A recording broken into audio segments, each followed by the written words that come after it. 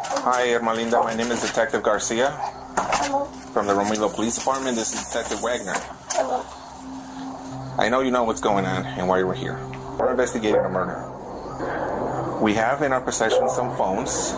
So what happens is if anybody's talking on a text app that you can download, for example, Text Now, we can retrieve those messages. Okay.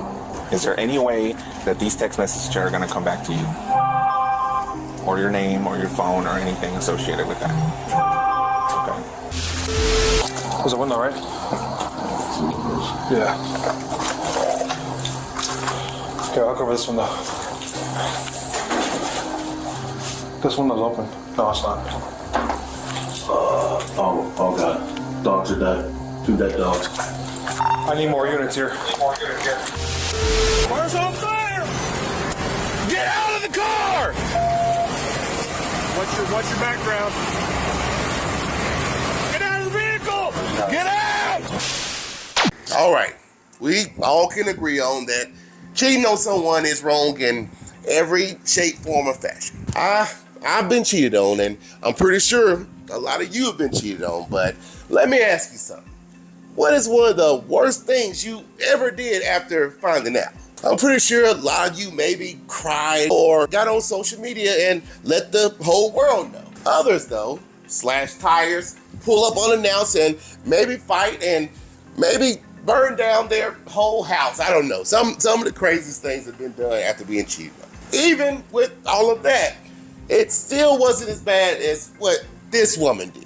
What's up, family? I am the Mysterious Black Bandit, and welcome back to another True Crimes video. I haven't said this in a while, but let me thank you guys sincerely for supporting and following this channel for the past few years. Y'all are the reason why I keep going. Now, before we get started, y'all already know what I need you to do. Go ahead and hit the like, subscribe, turn on those notification bells so you don't miss out on any of the videos when I upload. Once you've done that, let's get into this crazy behind story. Nathaniel Huey Jr. or Nate Huey Jr. was a 31-year-old security guard who was born and raised in the Chicago area, but Streamwood, Illinois is where he called home. Nate lived in a house with his fiancée, Ermalinda Palomo, who was a 50-year-old mother of 5 children and 5 grandchildren. Now, Nate also was a father of 3 children from his previous relationship, but from what I've read, he hadn't seen them in years. Now, despite their age differences, Nate and Linda had been together for almost 8 years and was trying to build a life together. Nate had his own security business called Black Bear Security, and from the outside looking in, everything looked legit. He wore these tactical outfits, posted up guns and weapons on social media, and made himself look like a real trained professional, someone who could protect and serve. But from the jump, there was a problem. Nate wasn't legally allowed to carry a gun. In Illinois, to legally possess a firearm or ammunition, you must hold a firearm owner's identification card, and this is issued based on an eligibility check of your criminal history, mental health status, and domestic violence or battery conviction. A disqualifying record, such as having a DUI or battery charge within the past 5 years, will make you ineligible, and Nate had both of them. In 2016, Nate was arrested for battery, and not long afterwards, in 2017, he got hit with an aggravated DUI that landed him in the Cook County Jail for about 30 days. After he was released, he was placed on house arrest and then given 2 years of probation. Of course, this didn't stop anything. Not only was he still carrying a gun, but he also didn't have a license for the business he was running. Now, the people who knew Nate described him as being a huge manipulator and a very dangerous man. When he first got with his fiancée, they said he seemed like a very loving and friendly guy, but not long afterwards, he started showing them why people felt the way that they did. Within months, something wasn't clicking in his head. It was like he was fighting demons or something. He was always paranoid and being cold towards the fiancé and the children. Then anyone that tried to come around, he would push them away. Now, outside of Nate's illegal security business, he had a day job at a machinery warehouse, and this is where he met Zoraida Bartolomei.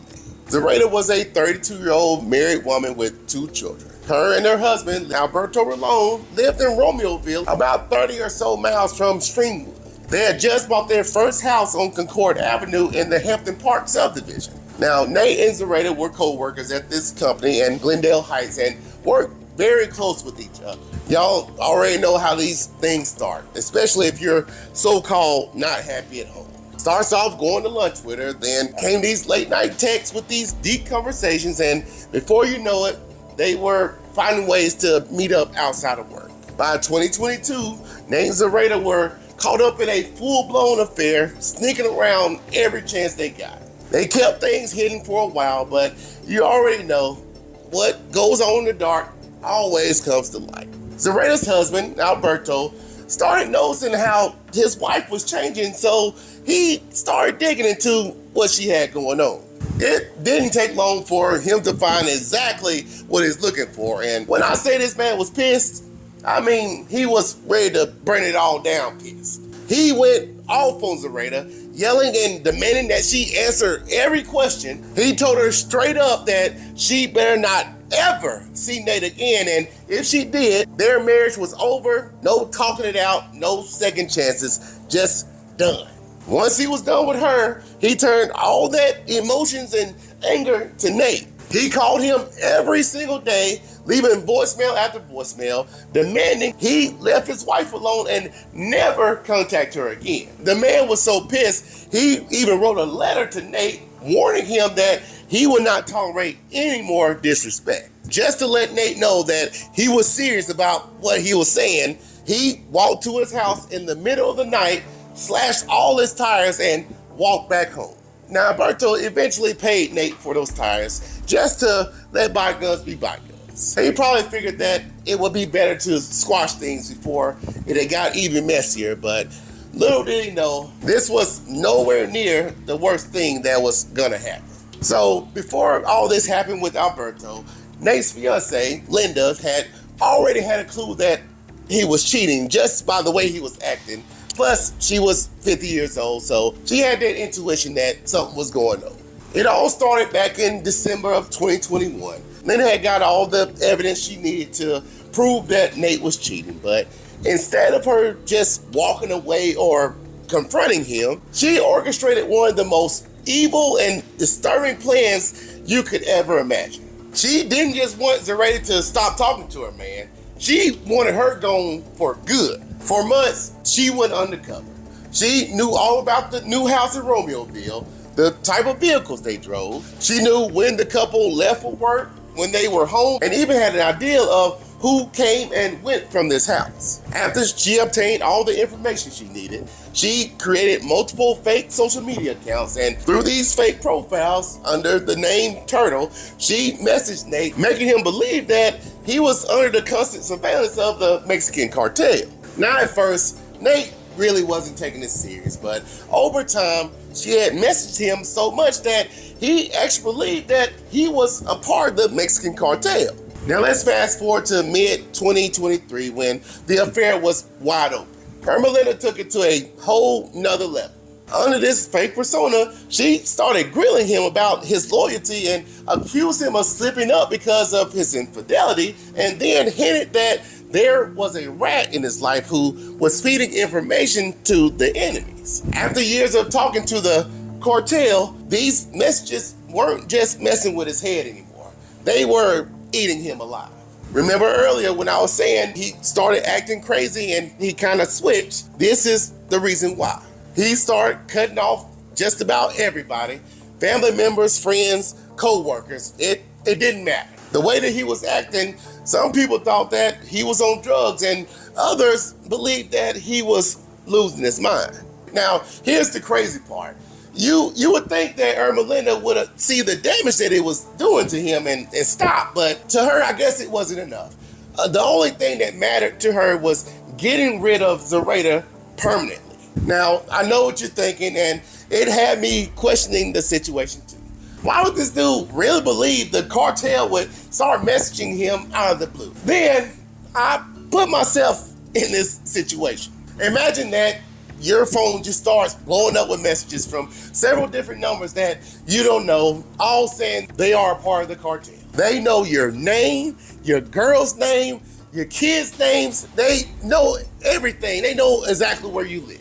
You could pick up your phone one day and start calling the police, but as soon as you're doing it, you receive a text saying if you don't hang up that phone, you or someone in your family is going to die. Now, at first, you would probably think that this is a joke and the person is just messing with you, but what if that person starts telling you what you're wearing, exactly what you're wearing, or where you are in the house, and telling you what you're doing at that exact moment? I can't lie, I would be scared as crap and would be looking over my shoulder every single day. Now, on September 14, 2023, Ermalinda dropped the bomb on him. After weeks of feeding Nate this fake story about a rat leaking information to the cartel's rival, she finally tells him the rat is the woman you have been messing with from your job, Zoraida. Think about all the different scenarios your mind would have came up with after seeing this message from the fake cartel. You would have believed that the only reason this person was sneaking around with you in the first place was because she was trying to set you up. From this moment on, Nate bought into every single word. His mind was already paranoid and he was convinced that someone was going to get killed. So in fear, he told his fiancée Linda everything, not realizing she was the culprit behind everything. After feeding him these fake cartel messages for days, the last thing Ermalinda did was convince him that these threats were real and something had to be done immediately. So together, Nate and Linda researched Zoraida's neighborhood and watched her house for hours to learn the patterns. They rode around, scoped out where all the cameras were located, and mapped out an escape route for Nate so he could get away faster after the attack. While they were doing this, they spotted a vacant house directly behind Zoraida's house that was going to serve as the perfect entry point for Nate to get in and out without being seen.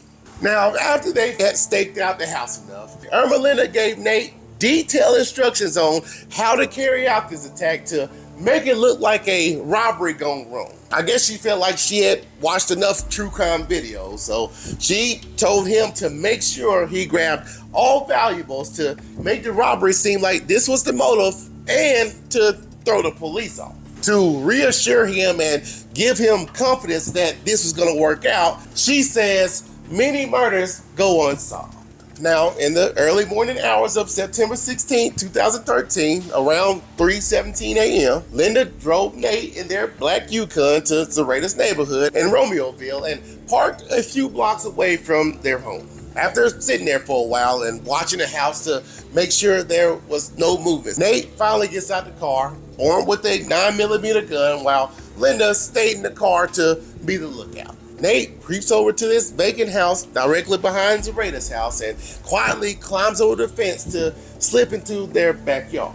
Once inside, Nate sneaks through the house, finding Zoraida in the kitchen, so he opens fire, shooting her multiple times in the head and chest. With the gunshot being so loud, he figured that he had woken up the husband, so he quickly moves to the living room where he found Alberto still asleep on the couch. So Nate creeps up and at point blank range, he shoots him in the back of the head. Now, after taking out Zoraida and her husband, Nate could have just left, but he wanted to make sure that there were no witnesses. So he went to both of their children's bedrooms and shoots them as well. Now, before leaving, Nate took out the family's 3 dogs to prevent them from making any noise. And he grabbed his bag and put as many valuable things as he could in there and took off back to the car. Still waiting in the car with the engine running, Linda opens up the door so Nate could get in, and they left without raising any suspicion. The whole attack was over in less than 15 minutes. Now, even though everything was done and the side chick and her whole family was gone, Linda kept this thing going. As soon as they made it back to the house, his phone started lighting up with messages again. They wanted to know if he followed certain instructions and if he took certain evidence. At this point, Nate even replied and said, I took care of everything, but admitted he forgot to grab the phones from the victims. Now, the next day, Nate showed up to work like nothing happened. He walked in there smiling and chatting with co-workers, all while knowing what he had just did a few hours ago. But little did he know, everything was about to come crashing down. That same day, not only did Zoraida not show up to work, but she never called out. After hours had went by and no one was able to get in contact with her, one of her co-workers contacted the police to request a welfare check. There's a light on one of the back ones. The back one? Hey, I got a TV knocked over and a coffee table knocked over. Romeoville 367. Can we get another unit to Camden, please? Everything's 10-4. Hey, hold on, wait. You look in this window? Nothing? Yeah, we'll see. Oh, that's all we're shipping our clothes.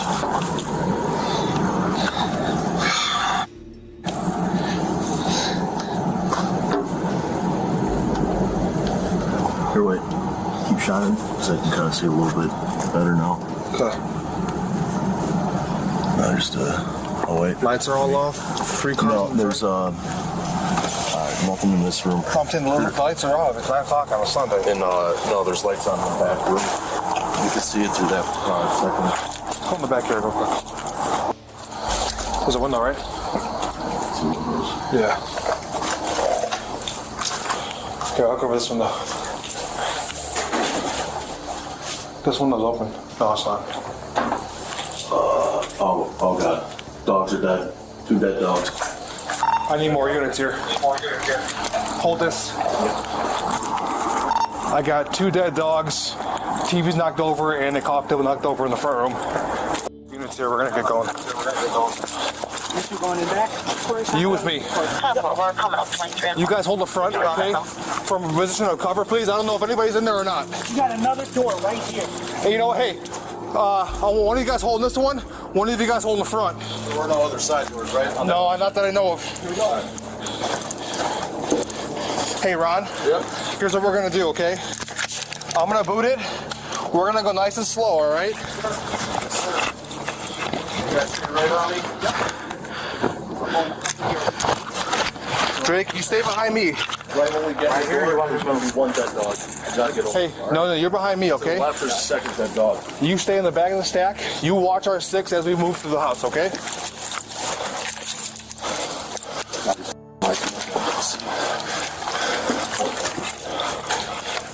Corey, come up here, cover this door. This window. This lights is dead.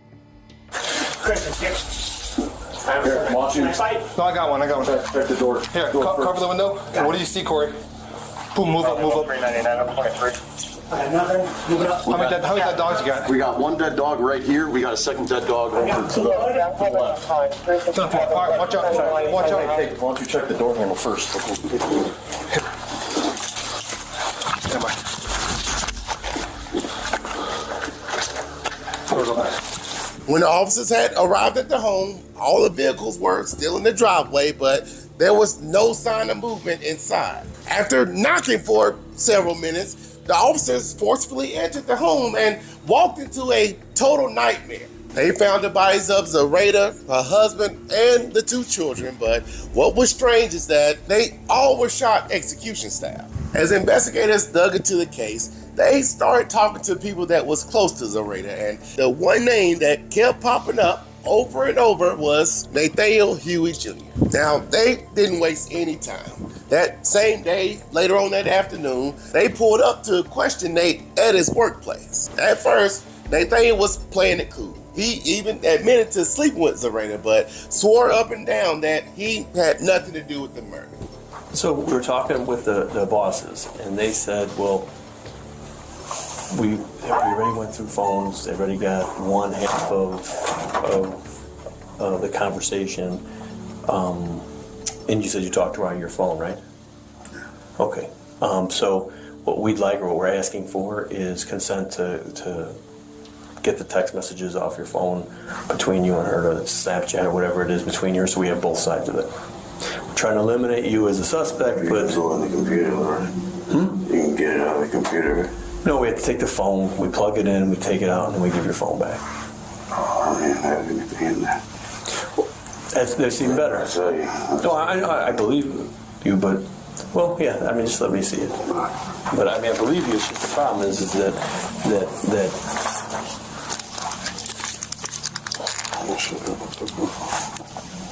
This is all I have right there for right now. I didn't have anything back. oh, this from this morning. Yeah. Everything else, so you have to grab it from the computer. Well, I mean, it'll be on there. It'll be on your phone. You can't. Still in the thing. In the catch. When you delete stuff, it's never actually. So let's just say you have like a 64 gig phone. You use about 58 of it. The rest is a catch. It stays in the catch. I guess I'd rather you guys just go on the computer. I agree, but again, there's it would take us, a couple hours to pull information out of the phone that could eliminate you as a suspect, like right from the start. It's up to you. That feels like you're pretty suspecting of me. Well, I mean, I'm not joking with you. We anytime somebody dies, you look at the husband, the boyfriend. If it's a girl, if it's a guy, you look at his wife and any kind of lovers he had, and we look. That's what we look at. We start there, and then this person was at work, so we eliminate that. Or this person was, we went through the phone. There's nothing between those two. No threats. No. I mean, you're telling us there's no threats, but I can't go to to our bosses. I can't go to a state attorney and say no. I verified it. There's no threats. I have to. If I can verify and say no, I went through his phone. There's no threats. They seemed to be good together. There was no threats. There was no animosity between the two of them. There was no fighting. There was none of that stuff. Eliminate it. Just go on the computer, Chief, because I don't want to give up my phone. You know what I'm saying? I understand. I'm just telling you, it's. I completely understand what you're saying, and I'm not even trying to give you guys a hard time, but taking my phone and all that, and you already told me you can get it from. We can get her side of it. I can't get your side. That's the problem. So I can get her side of it. If where she's got her phone, I can get that side of it. How about this? How about I come see you guys later today after work or something like that? Because I got other in there that I don't necessarily want you to be looking at. You know what I'm saying? I understand. But again, I promise you, I don't care what you look at. No. It's not like freak like that or anything like that. Well, I'm saying even if we, yeah. I mean, if you. Again, I'm asking for consent. The consent means that we plug it right in, we dump it because you've told us it's okay. Without that, then we have to get a search warrant. If we get a search warrant, then we have to type that up, and it's going to take longer. I can bring it down to you guys, and you can dump it all you want to. We'll be there. The address is on the card. Now, like I said before, he had been very calm and relaxed during the questioning, but when they started asking him where he was the night before, he began fumbling over his words and became noticeably fidgety. Throughout the interrogation, they knew something didn't seem right, but what brought up a huge red flag was when he refused to let them search his vehicle. Now, Ermalinda was also questioned, and during her interview, she too denied having any involvement in the killings. She told them that Nate and her had been at her home on the night the murder took place. Then they told her about the suspicious text Nate was receiving and asked if she knew anything about those. With a straight face, she denied having any knowledge of any threats or messages he had received. Have you ever met Zoraida? No. You seen a picture of her? No. So that name comes up to you because you saw it? Well, really, that name stuck in my head because that night I thought, are you cheating on me? Was the person calling in? They're calling in. Okay. More than once. And it was a long name. And I thought it was Bartholomew, actually. Mm. So when we asked your husband if he knew this person, Zoraida, he said, I've never heard that name. Why would he be lying to us? I don't know. Should I believe him? I don't know. Please don't tell him I told. We're not going to tell him anything. I thought that you guys said to him he was having an affair. Somebody said he's having an affair. Okay. Well, that is probably very accurate. But we're not here to put him on have a trial on whether or not he had an affair, okay? We have a matter of someone lost their life. So him having an affair is the least of my worries. Understood. Right? I understand what you're saying. Mm-hmm. Suck it up. It's not your problem. I get it. You didn't do it. He did. I'm just... Right? Again, I understand. What I would like to ask you is, on either Friday or Saturday night, did he go out with his friends? No. Did he work? Friday night, no. He was with me. Saturday night? No. Okay, this is what happened. Mm-hmm. When I get a chance to be with him, I'm with him. Okay. So Friday night, we started drinking, and we were at home, and we were drinking and drinking and drinking. We drink a lot. Okay? We probably fell asleep. He sleeps in the garage. I sleep in my room. So we were drinking, and then we woke up and we were hungover. On Saturday? And I got home. I fell asleep. And apparently, I woke up and yelled at everybody. What time did you fall asleep at? I don't know. It was day. It was still day. But he was with the kids playing GTA. Okay. And then my daughter had said to me,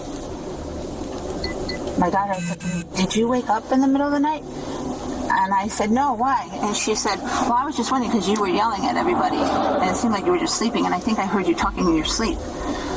I said, no, I didn't. And then I said, maybe it was Nate that was talking in his sleep. And she said, no, Nate was snoring because the door was open and everybody was hearing him snore. I said, I didn't hear that. Are you telling me the truth? Yeah. 100%? Yeah. You wouldn't be covering for Nate at all?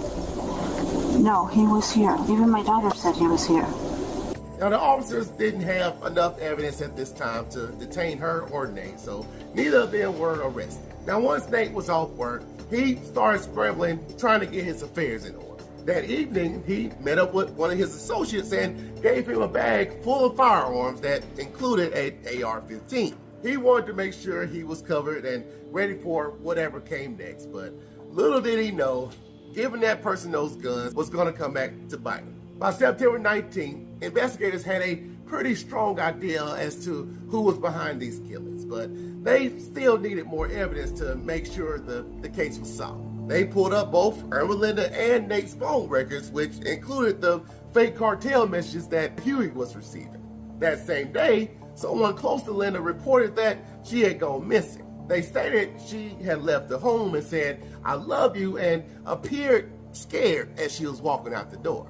Now, this missing persons report made the investigation more urgent and gave the police another reason to monitor Nate and Ermalinda.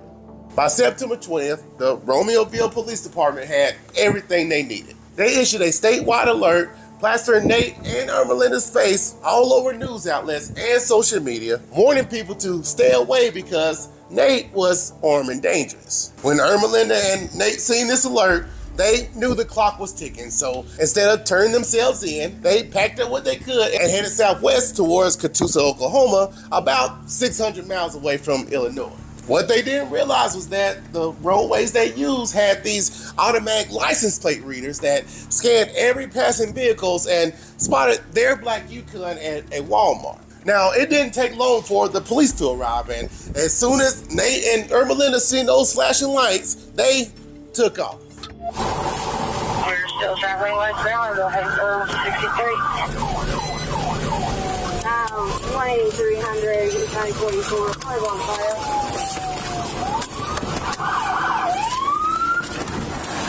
The chase didn't take long.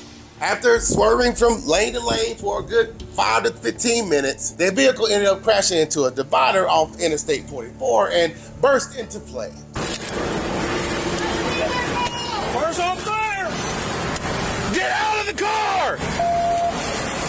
What's your background? Get out of Get out! Now, as the officers were walking up to try to save them from the flames, they heard 3 gunshots inside the burning vehicle.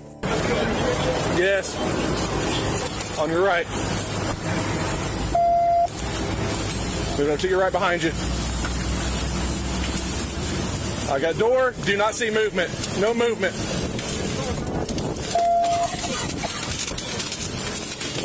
Get out! Get out! Get out! Get out! Get out now! Come out now! I don't see anything. Got your cover. Cover.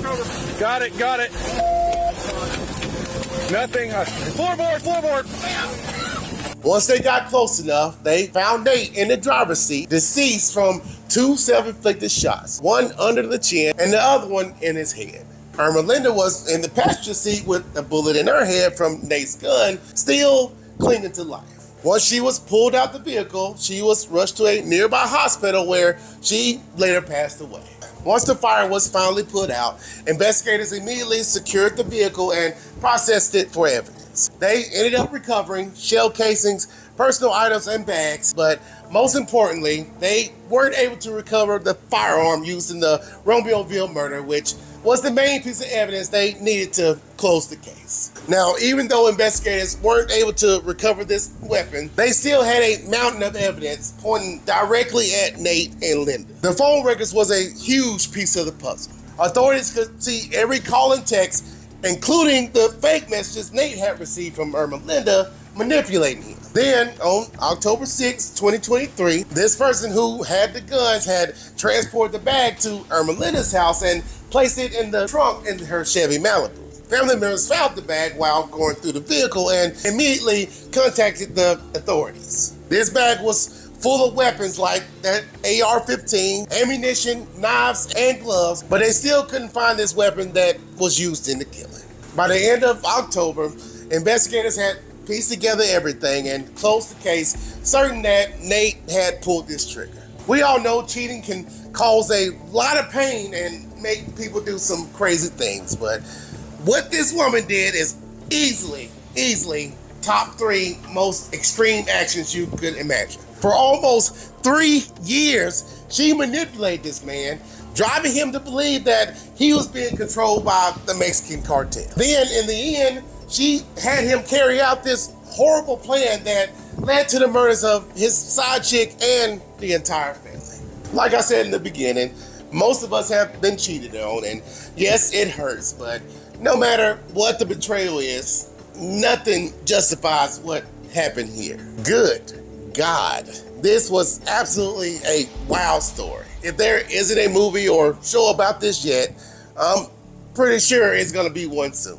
All right, my good people, I want to thank you all so much for tuning in and writing out this story with me. If you enjoy content like this, make sure you hit the like, subscribe, and turn on those notifications so you never miss a video. I hope you guys have had a wonderful, wonderful day. And until next time, stay mysterious, my friends.